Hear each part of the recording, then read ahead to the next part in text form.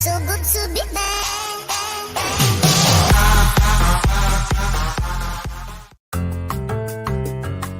Hello, I'm Chef Diane DeMayo and welcome to my kitchen. Today's bootleg tip is how to make kimchi.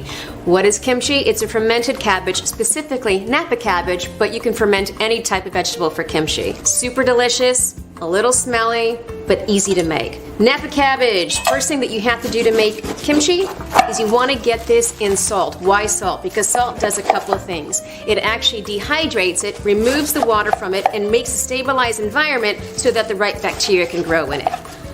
So first thing, is cut it. And you don't have to be particularly fancy in how you cut it. It's all going to end up kind of smashed in a jar anyways. Then what we want to do is get it into a bowl. I use any type of salt. There's a lot of rumors about what salt not to use or what salt to use. I'm Korean. I grew up in a household. My mother really didn't give a damn what kind of salt we use as long as there was salt on it.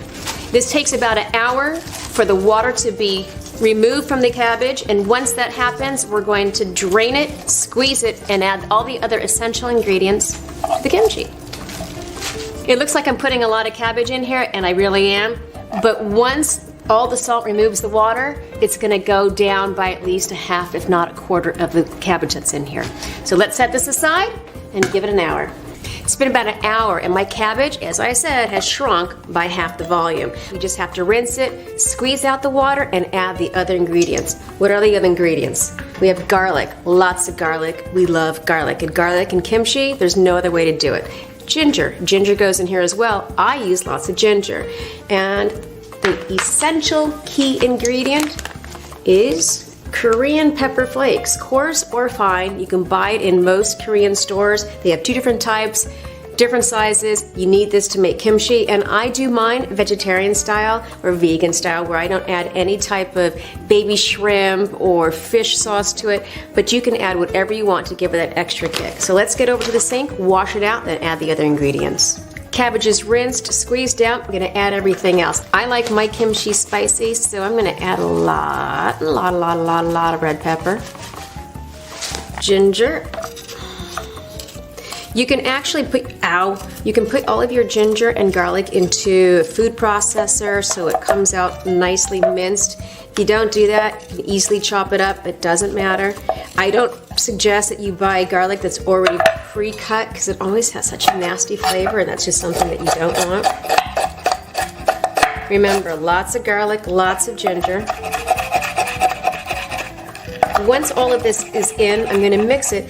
Kimchi takes about 24 hours, if not longer, to ripen, and generally it takes the temperature of about 72 degrees in sunlight or a light environment in order for the good bacteria to foster.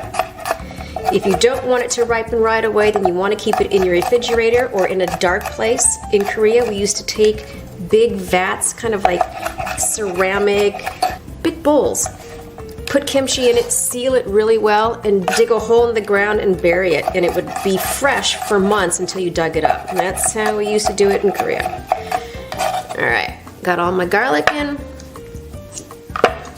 Mix it up. Ooh, that's hot. Okay. And as you see, nice color.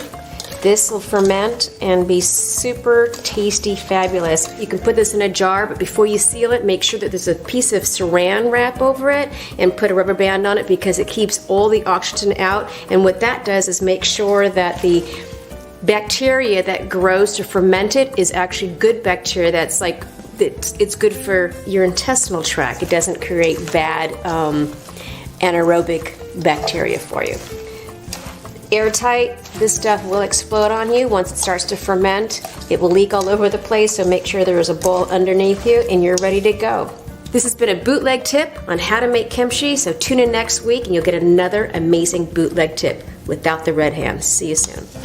Hello, I'm Chef Diane DeMayo and welcome to my kitchen. Today we are making something super tasty. We are making Korean style beef tacos.